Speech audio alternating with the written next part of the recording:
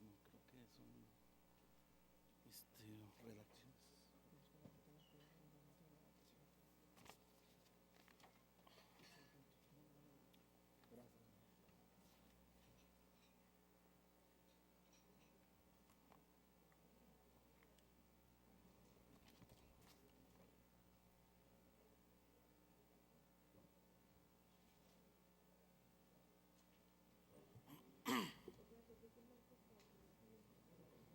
Se somete a discusión el dictamen en lo particular, para lo cual se le concede el uso de la palabra a la ciudadana diputada Guadalupe Nayeli Román Lira hasta por 5 minutos. Perdón, no tiene sin tiempo, perdón.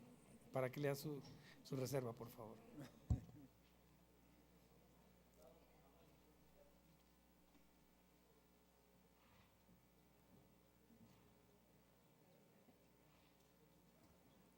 Con su permiso, diputado.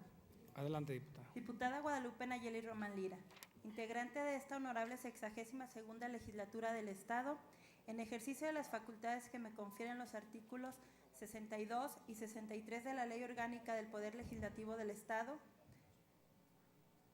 123, 124, 125 de su Reglamento General, me permito reservar en lo particular los artículos 233 y 233 bis contenidos en el dictamen que se discute, al tenor de la siguiente justificación. Como bien se ha planteado en el dictamen en discusión, resulta necesario incluir en nuestra legislatura el tipo penal de acoso sexual, pues se trata de una conducta que se presenta de manera reiterada dentro de nuestra sociedad y lamentablemente el estado de Zacatecas no es la excepción. En este tenor, coincidiendo en la generalidad del texto del dictamen, esta reserva propone modificar el epígrafe del capítulo 2 del título 12 para que sea señalada de manera específica cada uno de los delitos a los que se refiere, añadiendo la palabra sexual al delito de acoso, considerando que los ordenamientos de carácter penal deben tener la mayor precisión posible para facilitar su aplicación y, a su vez, preveniendo que el acoso es una conducta muy amplia y que se puede referir a otros aspectos como el laboral, escolar, etcétera. Sin embargo, este caso nos refiere al acoso sexual, por lo que se debe precisar de manera literal. En lo que respecta al artículo 233, se considera necesario hacer alguna modificación a la definición del tipo, así como el párrafo en el que se refiere a las agravantes. Se propone incluir las conductas no verbales como un supuesto de acoso sexual, dado que existen actos que por su naturaleza representan acoso sexual, pero que no encajan en conductas físicas o verbales. Tal es el caso de observación como morbo o de carácter sexual, exhibicionismo o insinuaciones sexuales que no impliquen ningún contacto físico con la víctima ni propiamente una comunicación de carácter verbal. En este tenor, la propuesta va encaminada a fortalecer el tipo penal, de manera que se vean previstas este tipo de conductas para que su comisión no escape de ser perseguida como delito.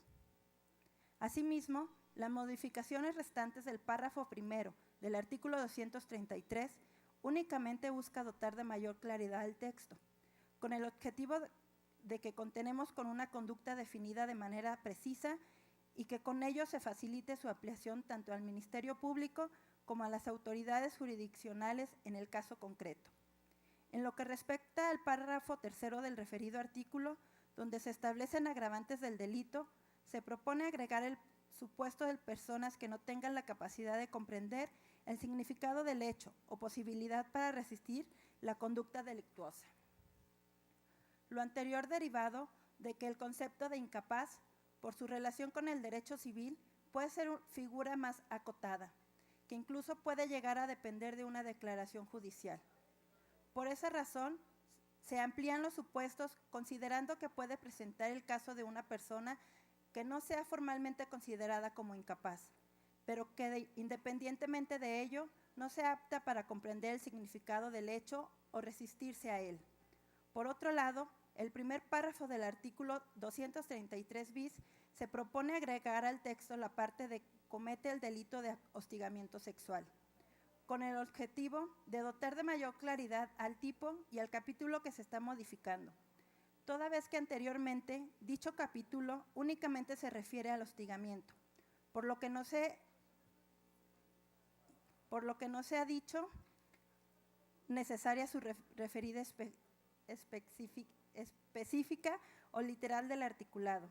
Sin embargo, con la propuesta de reforma y adiciones contenidas en el dictamen, el capítulo pasa a englobar tanto el delito de acoso sexual como el de hostigamiento sexual, por lo que consideramos apropiado señalarlo de manera literal en cada uno de los artículos, a efecto de no generar confusión sobre cada uno de los tipos, dado que aunque cuenta con elementos similares, se trata de conductas diferentes.